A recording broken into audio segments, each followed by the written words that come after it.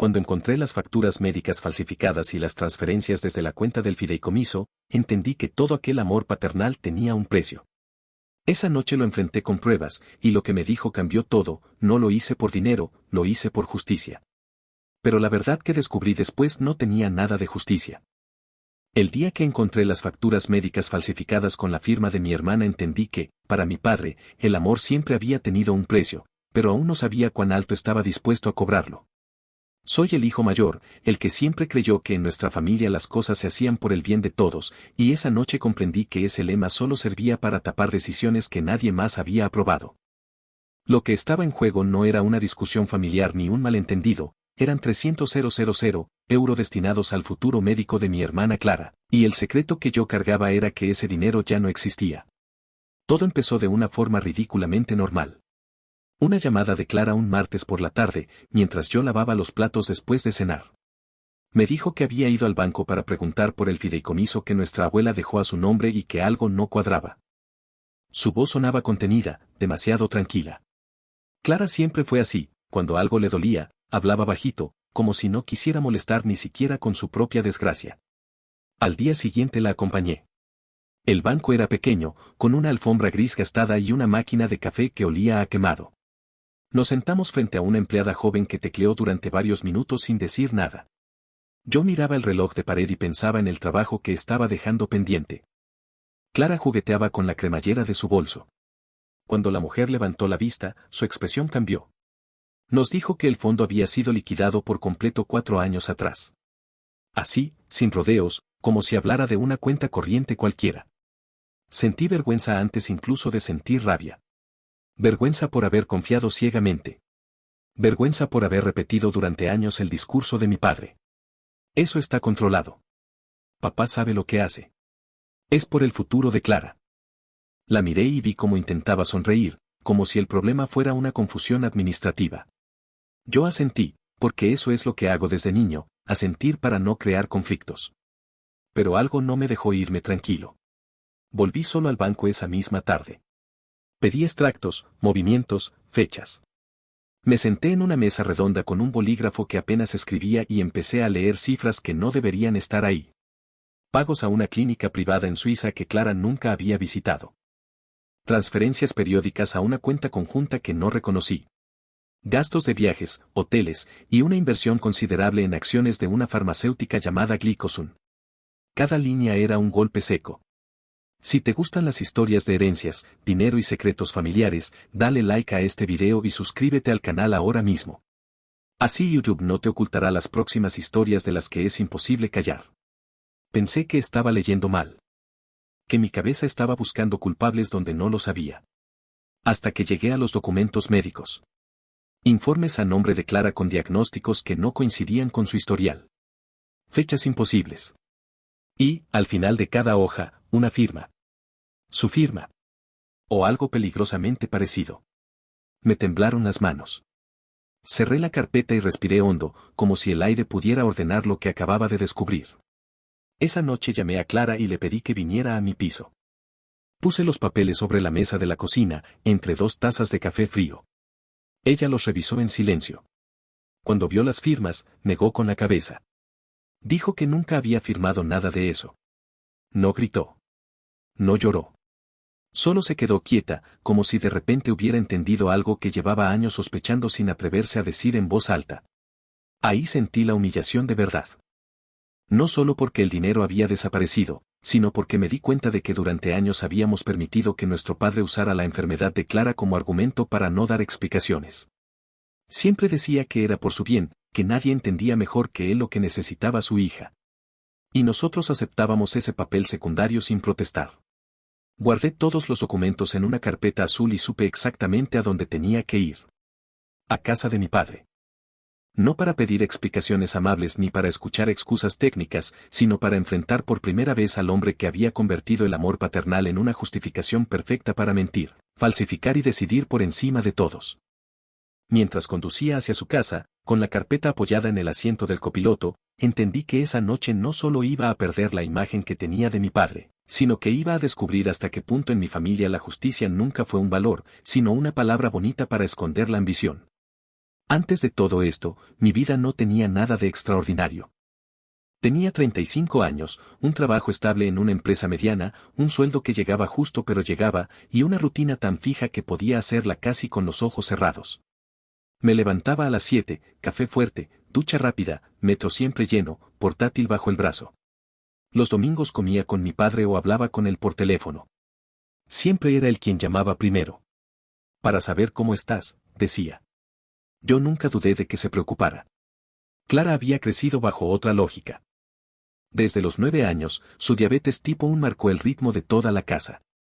Horarios estrictos, controles, neveras llenas de insulina, viajes planeados alrededor de hospitales y farmacias.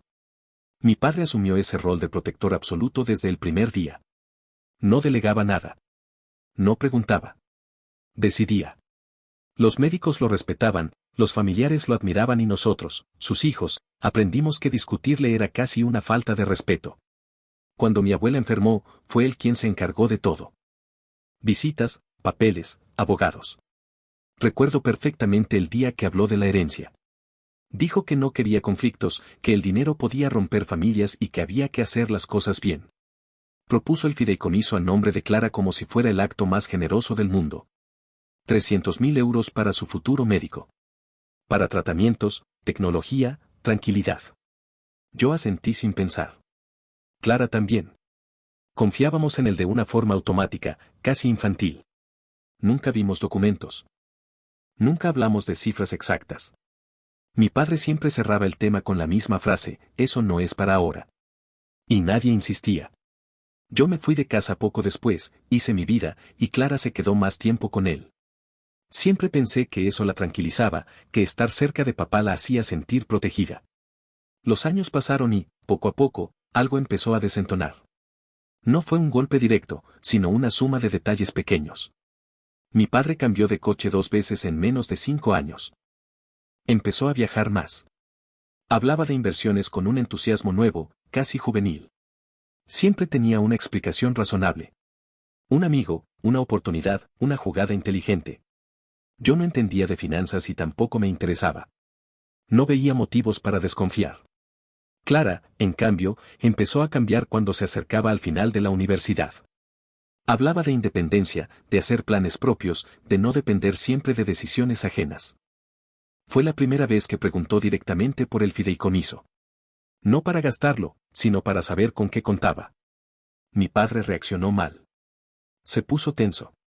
Dijo que no era el momento, que había riesgos fiscales, que Hacienda podía complicarlo todo. El dinero está trabajando, repetía. Esa conversación se repitió varias veces y siempre terminaba igual, con Clara cediendo y mi padre molesto. Yo intenté mediar. Les decía a los dos que se tranquilizaran, que ya se hablaría más adelante. Hoy me doy cuenta de que, sin querer, me puse del lado de la comodidad. Repetí el discurso aprendido. Papá sabe lo que hace.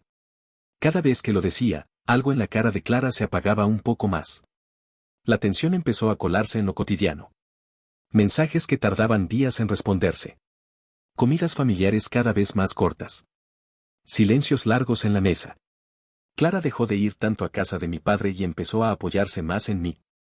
Me hablaba de una sensación rara, como si su enfermedad ya no le perteneciera del todo, como si siempre fuera una excusa en boca de otros. Mi padre, por su parte, se volvió más controlador. Preguntaba demasiado. Opinaba sobre decisiones que no le correspondían. Cuando Clara mencionaba médicos nuevos o seguros distintos, él lo tomaba como un ataque personal. Después de todo lo que hice, decía. Esa frase empezó a repetirse demasiado. Yo estaba en medio, incómodo, sin querer elegir un bando. Creía que el problema era solo de comunicación. Nunca pensé que fuera de dinero. Nunca imaginé que el fideicomiso, ese concepto casi sagrado en nuestra familia, pudiera estar vacío. Por eso, el día que Clara me pidió que la acompañara al banco, pensé que sería un trámite aburrido. Una confirmación más. Salí de casa sin sospechar que, en realidad, estaba a punto de descubrir que durante años habíamos construido nuestra tranquilidad sobre una mentira cuidadosamente mantenida, y que el verdadero conflicto no era entre mi padre y mi hermana, sino entre la imagen que teníamos de él y la persona que realmente era. Fui a casa de mi padre esa misma noche. No avisé. No llamé antes. Conduje con la carpeta azul en el asiento del copiloto, mirándola de reojo en cada semáforo como si fuera algo vivo. El trayecto se me hizo corto y largo a la vez. Corto porque tenía demasiadas cosas acumuladas en el pecho. Largo porque una parte de mí todavía esperaba estar equivocado, llegar, escuchar una explicación sencilla y volver a casa sintiéndome un imbécil paranoico. Aparqué frente a su edificio, el mismo de siempre. Subí las escaleras porque el ascensor estaba estropeado, como tantas veces. En cada rellano pensé en dar media vuelta. No lo hice. Llamé al timbre y me abrió en bata, con el pelo canoso revuelto y cara de sorpresa tranquila. No de culpa. Eso fue lo primero que me descolocó. ¿Qué haces aquí tan tarde?, preguntó, como si yo hubiera venido a pedirle azúcar. Entré sin responder. La casa olía a detergente y a comida recalentada. Todo estaba ordenado, como siempre. Demasiado ordenado. Dejé la carpeta sobre la mesa de la cocina y me quedé de pie. Él se sentó, se sirvió un vaso de agua y me miró esperando. Saqué los papeles uno a uno. No grité. No insulté. Le señalé fechas, cantidades, nombres. La clínica en Suiza. Las transferencias. La cuenta conjunta. Las acciones de Glicosun. Las firmas falsificadas de Clara. Mientras hablaba, notaba cómo me sudaban las manos, pero no me detuve. Necesitaba decirlo todo seguido, antes de que él pudiera interrumpirme con alguna frase aprendida. Cuando terminé, el silencio se alargó demasiado. Pensé que iba a negar todo. Pensé que iba a enfadarse. En lugar de eso, levantó la vista despacio y me miró fijo, sin pestañear, como si yo fuera el que no estaba entendiendo algo básico. No lo hice por dinero, dijo por fin. Lo hice por justicia. La frase cayó pesada, como una piedra. Me quedé mirándolo sin reaccionar. Le pregunté qué justicia podía haber en vaciar el fideicomiso de su propia hija.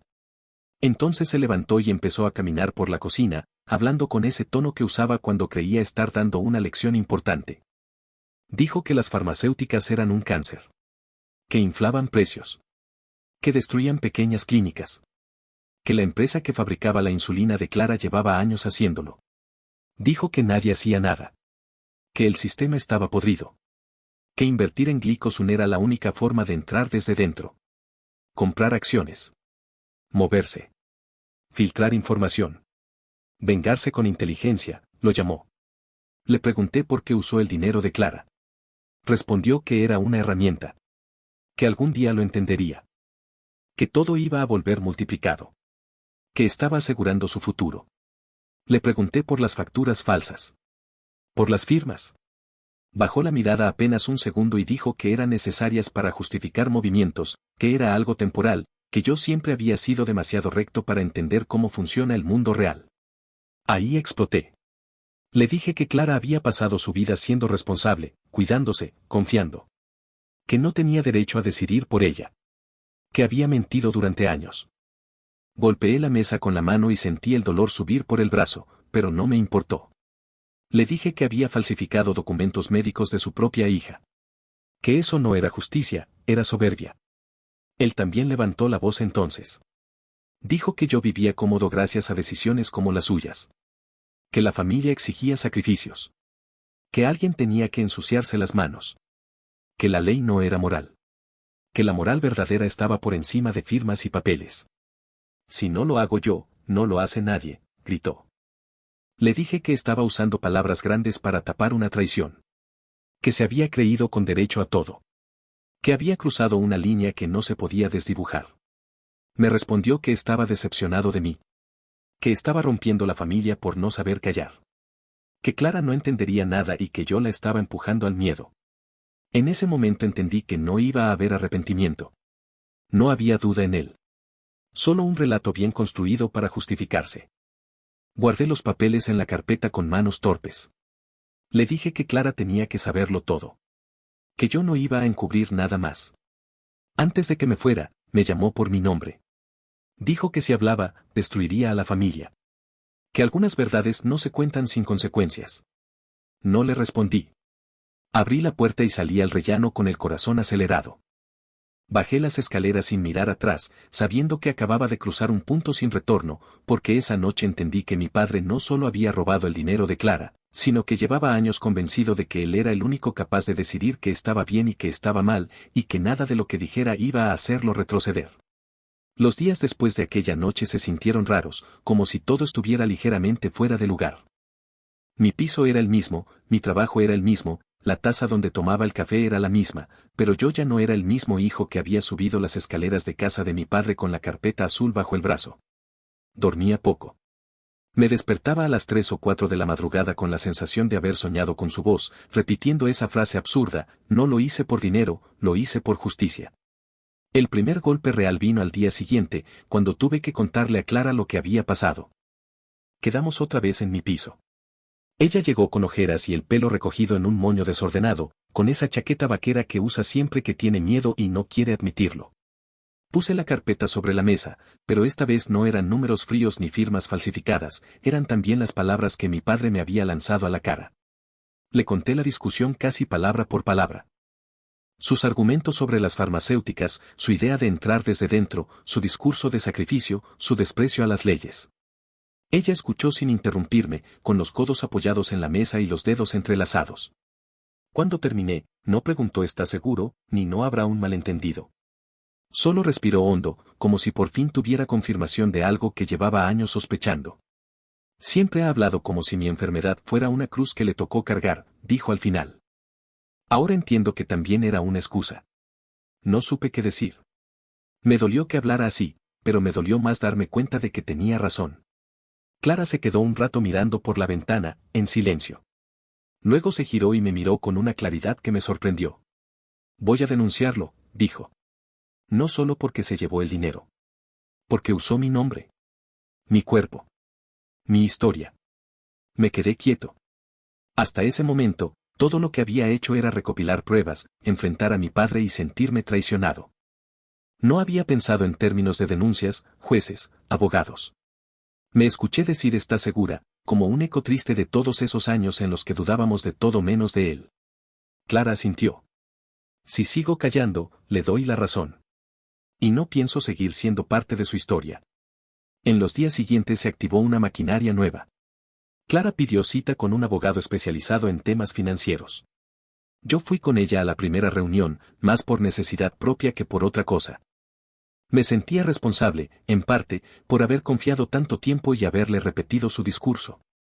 El despacho era pequeño, con estanterías llenas de archivadores y un ventilador de techo que hacía un ruido constante. El abogado escuchó, tomó notas, revisó los documentos, hizo preguntas que nunca se nos habían ocurrido. Aquí hay más que un simple mal uso de fondos, dijo al final. Hay falsificación documental, posible fraude fiscal y apropiación indebida. Y el hecho de que haya usado informes médicos falsos agrava el asunto. Escuchar los términos jurídicos me sacudió. Convertían lo que para nosotros era una traición personal en algo frío pero sólido. Clara no apartó la vista de la mesa. Mientras todo eso ocurría, mi padre empezó su propia campaña paralela.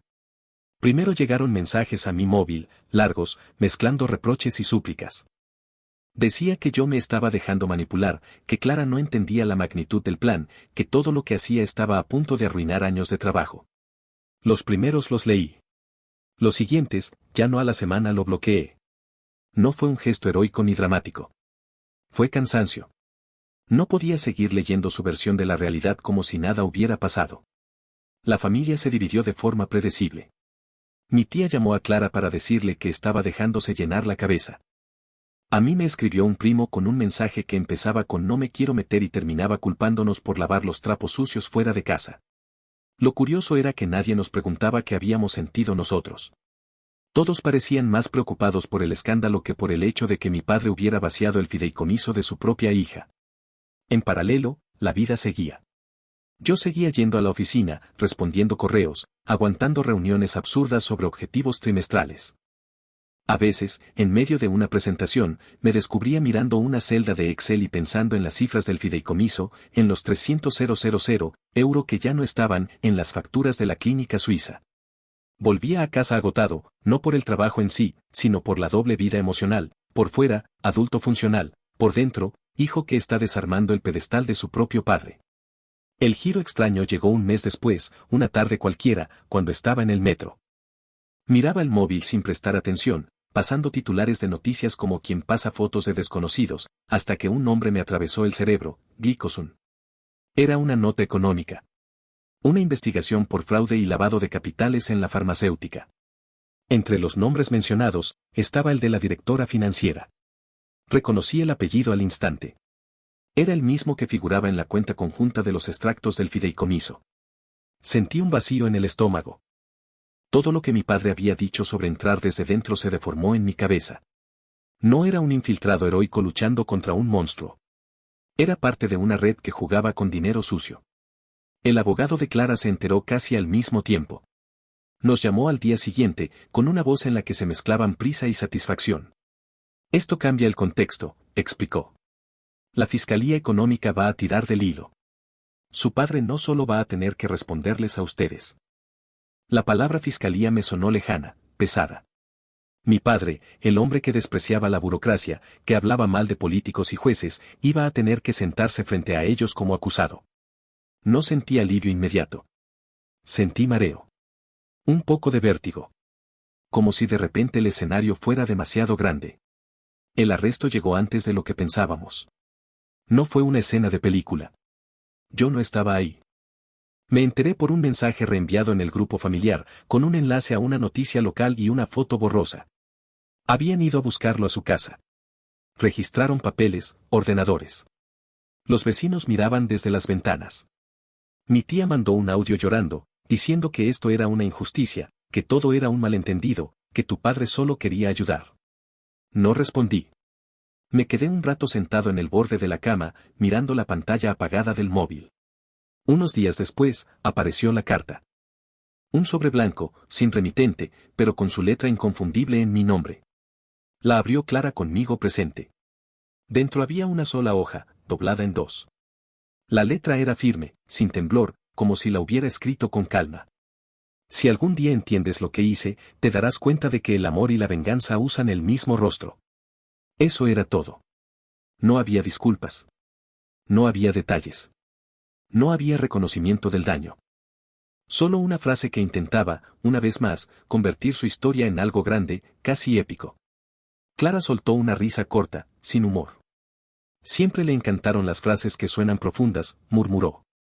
Doblé la carta y la guardé en la carpeta azul, esta vez no como prueba, sino como recordatorio de algo mucho más simple. Mi padre prefería ser un personaje trágico en su propia narración antes que un hombre que reconoce que se equivocó. Con el tiempo, las cosas empezaron a asentarse, aunque no de la forma en que lo hacen en las películas. No hubo un gran momento de cierre. Hubo decisiones pequeñas. Clara cambió de médico, buscó un endocrino que la tratara como adulta y no como extensión de una historia familiar. Revisó sus cuentas, reorganizó su rutina, aceptó que no tendría ese colchón económico, pero se negó a dejar que eso definiera su valor o sus opciones. Yo, por mi parte, empecé a hacer algo que nunca había hecho, poner límites. Dejé de ir a reuniones familiares donde el tema era pobrecito tu padre. Dejé de explicar mis decisiones. Dejé de justificar la rabia de Clara. Cuando alguien decía al final todo lo hizo por amor, respondía con calma, el amor no necesita falsificar firmas ni vaciar cuentas ajenas. Poco a poco, sin darme cuenta, dejé de sentirme solo víctima. Empecé a mirarme como alguien que también podía decidir qué historias seguir repitiendo y cuáles no. El daño seguía ahí, pero ya no era un pozo sin fondo, sino una cicatriz que podía tocar sin desmoronarme. Lo que no sabía todavía era que la verdadera forma de cerrar todo eso no iba a venir de un juez ni de una sentencia, sino de una última pieza de la historia que había pasado por delante de mis ojos durante años sin que yo la viera, y que estaba escondida, irónicamente, en los mismos papeles donde mi padre había intentado reinventarse como héroe de su propia venganza. El cierre no llegó el día del arresto ni cuando el abogado de Clara nos escribió diciendo que la fiscalía ya tenía todo lo necesario. Llegó una tarde gris, de esas en las que parece que el cielo no termina de decidir si va a llover o no. Yo estaba solo en mi piso, con la carpeta azul abierta por enésima vez sobre la mesa. Había prometido a Clara preparar una copia ordenada de toda la documentación para su abogado, sin notas personales, sin comentarios, solo hechos. Me puse a separar papeles, extractos, facturas, informes médicos falsos, correos impresos que mi padre había dejado en su correo viejo al que todavía tenía acceso desde un ordenador antiguo. En un momento, la carpeta se vació y me quedé solo con el contrato del fideicomiso en la mano. No lo había mirado con detalle antes. Supongo que una parte de mí evitaba leer la letra pequeña que había dado por sentada toda la vida. El documento estaba algo amarillento. Reconocí las firmas de mi abuela, del notario, de mi padre como representante, y, en una esquina, mi nombre escrito en bolígrafo, más joven, más torpe. Pasé la página y noté algo raro, la hoja estaba más gruesa en una esquina, como si tuviera algo pegado. La levanté con cuidado y vi que, por debajo, había un sobre fino pegado al reverso con cinta ya casi transparente. El sobre llevaba mi nombre, solo mi nombre, escrito con la letra de mi abuela. Me tembló un poco el pulso. Lo despegué con cuidado, intentando no romperlo del todo. No era grande, apenas cabía una hoja doblada en 3. La saqué, la abrí y vi el inicio, sencillo. Para mi nieto mayor, el que siempre escucha antes de hablar. Tuve que sentarme. Leí la carta despacio, línea por línea. Mi abuela explicaba que había decidido poner el fideicomiso a nombre de Clara porque sabía que su enfermedad iba a condicionar su vida más que la de nadie. Decía que confiaba en que yo encontraría mis propios caminos, que siempre me había visto más independiente. También contaba algo que nunca nos dijeron, que mi padre había insistido en ser el administrador del fideicomiso, que el notario le propuso otra estructura, pero él la rechazó. Si algún día lees esto, ponía, es porque algo se ha torcido.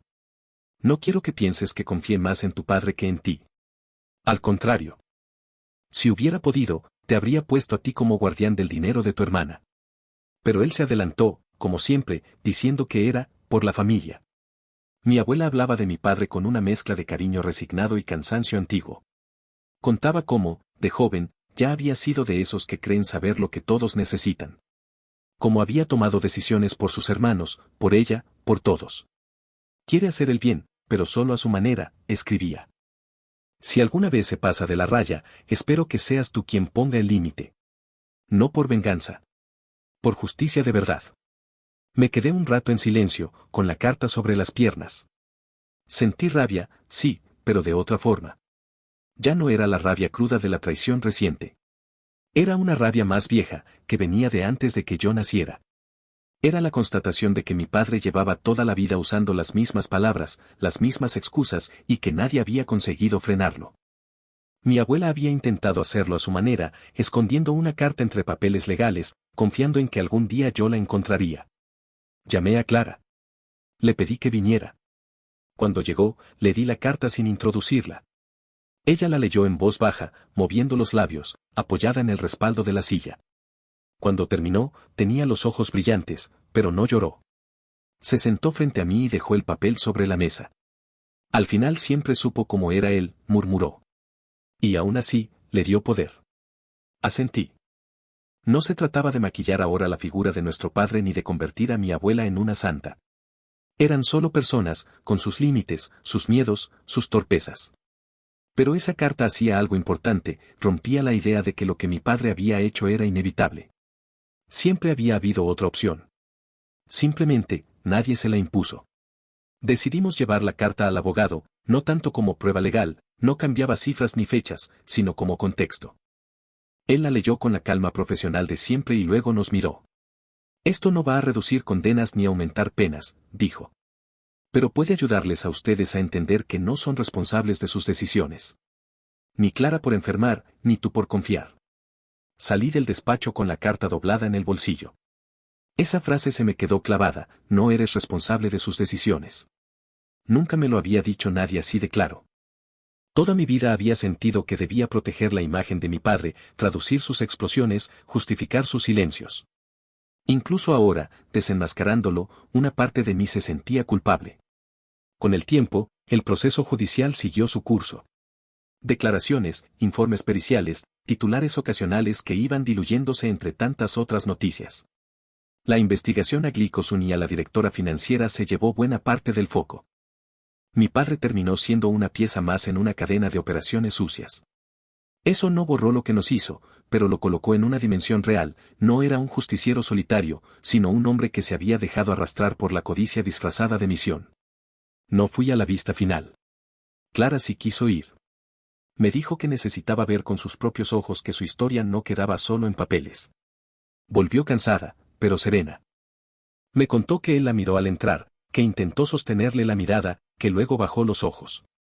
Que no hubo discursos grandiosos, ni frases épicas, ni confesiones dramáticas. Solo procedimientos. Artículos de ley. Años de condena. Números. No sentí que ganara nada, me dijo.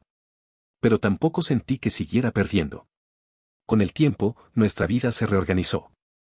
Clara se fue a vivir a otro barrio, más barato pero cerca de su nueva clínica.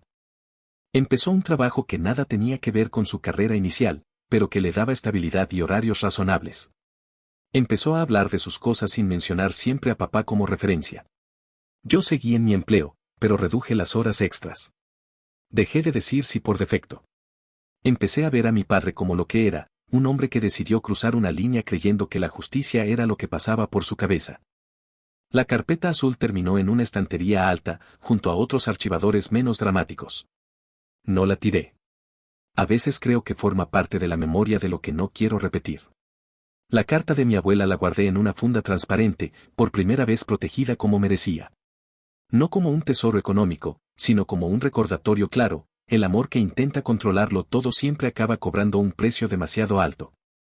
A veces, cuando alguien dice la frase "la familia está por encima de todo", se me enciende una alarma interna. Ya no asiento automáticamente. Pregunto, ¿encima de qué, exactamente?